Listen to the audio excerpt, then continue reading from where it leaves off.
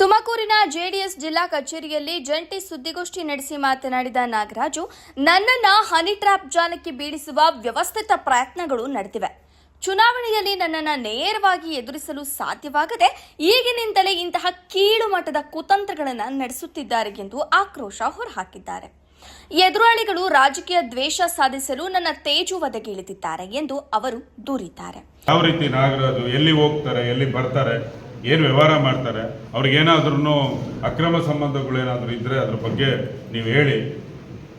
ಅವರು ನಮ್ಮ ಹುಡುಗರು ಹೇಳಿದಾರೆ, ಆ ರೀತಿ ಅಲ್ಲಣ್ಣ ಅವ್ರು ಅಂದಾಗ ಆ ರೀತಿ ಇದ್ದಿದ್ರೆ ಚೆನ್ನಾಗಿತ್ತಿತ್ತು ಅಂತ ಹೇಳ್ಬಿಟ್ಟು ಹೇಳಿದ್ದಾರೆ. ಗೊತ್ತಿಲ್ಲ ಅವ್ರ ಉದ್ದೇಶ ಏನಂತಂದ್ರೆ ನೇರವಾಗಿ ರಾಜಕಾರಣ ಬಗ್ಸಕ್ಕೆ ಆಗೋದಿಲ್ಲ ಇವ್ರನ್ನ. ಮತ್ತೆ ನಮ್ಮ JDS ಕಾರ್ಯಕರ್ತರು ತಾಲೂಕಿನಲ್ಲಿ ಸದೃಢವಾಗಿದ್ದಾರೆ, ನೇರ ಫೈಟ್ ಮಾಡೋಕ್ಕಾಗೋದಿಲ್ಲ ಮುಂದಿನ ದಿನಗಳಲ್ಲಿ ಅಂತ ಹೇಳ್ಬಿಟ್ಟು ಕುತಂತ್ರ ರಾಜಕಾರಣ ಈ ರೀತಿ ಅವನು ಮಾನಸಿಕವಾಗಿ ಕುಗ್ಸೋದು ಯಾಕಪ್ಪ ಬೇಕು ಅನ್ನಿಸ್ಬೇಕು. ಆ ರೀತಿ ಅಧಿಕಾರವನ್ನು ದುರುಪಯೋಗ ಪಡಿಸ್ಕೊಳ್ಳಲಿಕ್ಕೆ ಅವ್ರು ಮಾಡಿದಂಥ ಇದು ಕುತಂತ್ರ. ಈ ಕುತಂತ್ರಕ್ಕೆಲ್ಲ ಖಂಡಿತ ನಾನು ಬಗ್ಗದಿಲ್ಲ.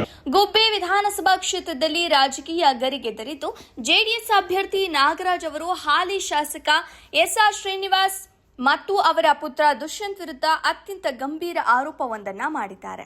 ತಮ್ಮನ್ನ ರಾಜಕೀಯವಾಗಿ ಮುಗಿಸಲು ಮತ್ತು ಮುಂಬರುವ ಚುನಾವಣೆಯಲ್ಲಿ ಸೋಲಿಸಲು ತಮಗೆ ಹನಿ ಟ್ರ್ಯಾಪ್ ಮಾಡಲು ಸಂಚು ರೂಪಿಸಲಾಗಿತ್ತು ಎಂದು ನಾಗರಾಜ್ ಆಪಾದಿಸಿದ್ದಾರೆ. ಎಲೆಕ್ಷನ್ ಅಲ್ಲಿ ನನ್ನ ಜೊತೆ ಯಾರ್ಯಾರು ಹುಡುಗರು ಕೆಲಸ ಮಾಡಿದ್ರು, ಡ್ರೈವರ್ ಇರ್ಬೋದು, PA ಇರ್ಬೋದು, ಅವ್ರನ್ನೆಲ್ಲ ಅವರು ಭೇಟಿ ಮಾಡಿ ಹೆಂಗೋ ಕಾಂಟ್ಯಾಕ್ಟ್ ಮಾಡಿಬಿಟ್ಟು ಅವ್ರಿಗೆ ಇಲ್ಲದ ಸಲ್ಲದ ಒಂದು ಆಮಿಷವನ್ನು ಒಡ್ಡಿ ದೊಡ್ಡ ಮಟ್ಟದ ದುಡ್ಡು ಕೊಡ್ತೀನಿ ಅಂತ ಹೇಳ್ಬಿಟ್ಟು ಆಮಿಷ ಒಡ್ಡಿ ಏನು ದುಷ್ಯಂತ್ ಅವರು ಅವ್ರನ್ನ ಕರ್ಕೊಂಡೋಗಿ ಫ್ಲಾಟ್ನಲ್ಲಿ ಮಧ್ಯರಾತ್ರಿವರೆಗೂ ಮೀಟಿಂಗ್ ಮಾಡಿ ಏನೇನು ಡಾಟಾ ಬೇಕೋ ಅವ್ರ ಹತ್ರ ತಗೊಂಡಿದ್ದಾರೆ. ಪಾಪ ಅವರು ನಮಗೂ ಹೇಳಿದ್ರು, ಅಂದರೆ ಒಬ್ಬ ಹುಡುಗ ಮಾತ್ರ ಅವ್ರ ಪರವಾಗಿ ಕೆಲಸ ಮಾಡಿದ್ದಾನೆ. ಇನ್ನೊಬ್ಬ ಹುಡುಗ ಕೇಳ್ದೆ, ಅಣ್ಣ ಈ ಥರ PA ಕೆಲಸ ಮಾಡ್ತಾರೆ, ಅಣ್ಣ ಈ ಥರ ನಮ್ಮನ್ನೆಲ್ಲ ಇದನ್ನು ಮಾಡ್ತಾ ಇದ್ದಾರೆ ಅಂತ. ಅದಾದಮೇಲೆ ನಮ್ಮ ರಂಜಿತ್ ಅಂತ ಹೇಳ್ಬಿಟ್ಟು, ನಮ್ಮ ಕಳೆದ ಬಾರಿ ನಮ್ಮ ರಂಜಿತ್ ಗೌಡರು ಅಂತ ಹೇಳ್ಬಿಟ್ಟು ಅವರು ಸಹ ನನಗೆ ಒಂದು ಇಂಟು ಕೊಟ್ಟ, ಅಣ್ಣ ಈ ಥರದ್ದೆಲ್ಲ ಮಾಡ್ತಾ ಇದ್ದಾರೆ, ನೀವು ಒಂದು ಸ್ವಲ್ಪ ಗಮನಿಸಿ ಅಂದಾಗ ನನಗೆ ಅದೆಲ್ಲ ಗೊತ್ತಾಯಿತು. ವಿರೋಧಿಗಳ ಯಾವುದೇ ಕುತಂತ್ರಗಳಿಗೆ ನಾವು ಬಗ್ಗೋದಿಲ್ಲ ಎಂದು ಸ್ಪಷ್ಟಪಡಿಸಿದ ನಾಗರಾಜ್, ಈ ಹನಿ ಟ್ರ್ಯಾಪ್ ಸಂಚಿನ ಹಿಂದೆ ದೊಡ್ಡ ಜಾಲವೇ ಕೆಲಸ ಮಾಡ್ತಾ ಇದೆ ಎಂದು ಶಂಕೆ ವ್ಯಕ್ತಪಡಿಸಿದ್ರು. ಕ್ಷೇತ್ರದ ಜನತೆಗೆ ವಾಸ್ತವ ಏನೆಂದು ತಿಳಿಸಲು ಮತ್ತು ತಮ್ಮ ಮೇಲಿನ ಷಡ್ಯಂತ್ರವನ್ನ ಬಯಲಿಗೆಳೆಯಲು ತಾವು ಈ ಆಡಿಯೋವನ್ನ ಬಿಡುಗಡೆ ಮಾಡಿರುವುದಾಗಿ ಅವರು ತಿಳಿಸಿದ್ದು, ಈ ಕುರಿತು ಕಾನೂನು ಹೋರಾಟ ನಡೆಸುವ ಮುನ್ಸೂಚನೆಯನ್ನು ನೀಡಿದ್ದಾರೆ. 100% ಯಾವುದೇ ಕಾರಣಕ್ಕೂ ಆತಂಕನೂ ಇಲ್ಲ, ಭಯನೂ ಇಲ್ಲ. ಅವ್ರು ಹೇಳಿದ್ದಾರೆ, ನಾನು ಹೇಳಿದೆ ಬೀದಿಯಿಂದ ನಿಲ್ಲಿಸ್ತೀನಿ ಅಂತ. ಏನು ನಾನೆಲ್ಲ ಬೀದಿಲ್ಲೇ ಬೆಳಕೊಂಡು ಆಟ ಆಡಿದ್ರು. ದುಷ್ಯಂತ್ ಯಾರು ಅಂತಂದ್ರೆ ನಿಮಗೆ ಗೊತ್ತೇ ಇದೆ, ನಮ್ಮ SR ಶ್ರೀನಿವಾಸ್ ಏನು 25 ವರ್ಷದಿಂದ ಗುಬ್ಬಿ ತಾಲೂಕಿನಲ್ಲಿ MLA ಆಗಿದ್ದಾರಲ್ಲ, ಅವ್ರ ಮಗ. ಅದಕ್ಕೆಲ್ಲ ಅವರು ದುಷ್ಯಂತ್ಗೆ ಇವರೇ ಕುಮ್ಮಕ್ಕು. ಏನೋ ಈ ಥರ ಏನೋ ನಾನು ಹಿಡಿದ್ಬಿಟ್ಟಿದ್ದೀನಿ ಅಂತ ಮಧ್ಯರಾತ್ರಿನಲ್ಲಿ ಫೋನ್ ಬೇಕಾದ್ರೆ ಗೊತ್ತಾಗುತ್ತೆ, ಅವರು ಫೋನ್ ಕಾಲ್ನ ತಗ್ಸಿದ್ರೆ ಗೊತ್ತಾಯಿತು, ನಾನು ಮಾತಾಡಿಲ್ಲ ಅಂತ ಹೇಳ್ತಾರೆ. ನಾಳೆಗೆ ನನಗೂ ಇದಕ್ಕೂ ಸಂಬಂಧ ಇಲ್ಲ, ನಮಗೆ ಗೊತ್ತಿಲ್ಲ ಅಂತ ಅವರು ಹೇಳ್ತಾರೆ. ಗೊತ್ತಾಗಲಿ, ಗೊತ್ತಾಗಬೇಕು ಅಂದರೆ ಅವರು ಆನ್ಲೈನಲ್ಲಿ ಮೆಸೇಜ್ ಮಾಡಿರೋದು ಏನೇನು ನಮ್ಮ ಹುಡುಗ ಹೇಳೋ ಡಾಟಾನೆಲ್ಲ ಅವರು JDSನ ಖಾಲಿ ಮಾಡ್ಕೊಂಡು ಹೋದಾಗಲೇ JDS 43,000 ವೋಟ್ ಕೊಟ್ಟಿದ್ದಾರೆ ನಮಗೆ. ನಾನು ನಿರಂತರವಾಗಿ ತಾಲೂಕಿನಲ್ಲಿ ಇದ್ದೀನಿ.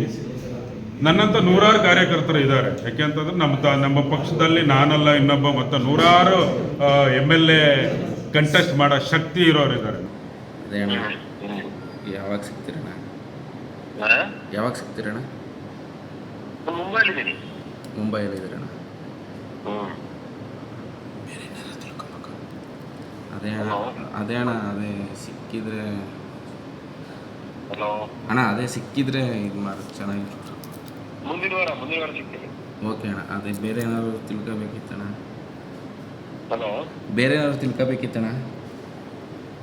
ನಾನು ಅದೇ ಮುಂಬೈಲಿದ್ದೆ, ವಾಪಸ್ ಬಂದು ಮನೇಲಿ ಮಾತಾಡ್ಬೇಕು, ಮಾತಾಡಕ್ಕಾಗಿಲ್ಲ. ಮಾತಾಡಾದ್ಮೇಲೆ ನಿಮಗೆ ಫೋನ್ ಹಾಕ್ತೀನಿ. ಓಕೆ. ಎಲ್ಲ ಮನೆ ಕೂತಲ್ಲೇ ಮಾಡ್ತೀನಿ. ಹೇಳಿ ಮತ್ತೆ. ಸರಿ.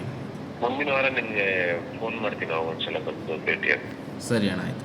ಬೇರೆ ಯಾರು ಕರ್ಕೊಂಡು ಅದೇ ಅರುಣ್ ಅವ್ರನ್ನ ಕರ್ಕೊಬರ್ಬೇಕಣ್ಣ?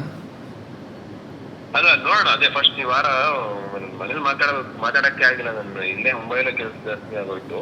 ಅಣ್ಣ ಇನ್ನು ಇಲ್ಲೇ ಇದ್ದೀನಿ. ಸರಿ ಅಣ್ಣ, ಆಯಿತು. ಚೆಂದ ಮಾಡ್ಕೊಂಡೆ ಅಷ್ಟೇನಾ? ಸೊ ಇದೆಲ್ಲ ಮುಗಿಸ್ಕೊಂಡು ಬಂದು ಅಣ್ಣ ಸರಿ. ಆಯ್ತು, ಓಕೆ.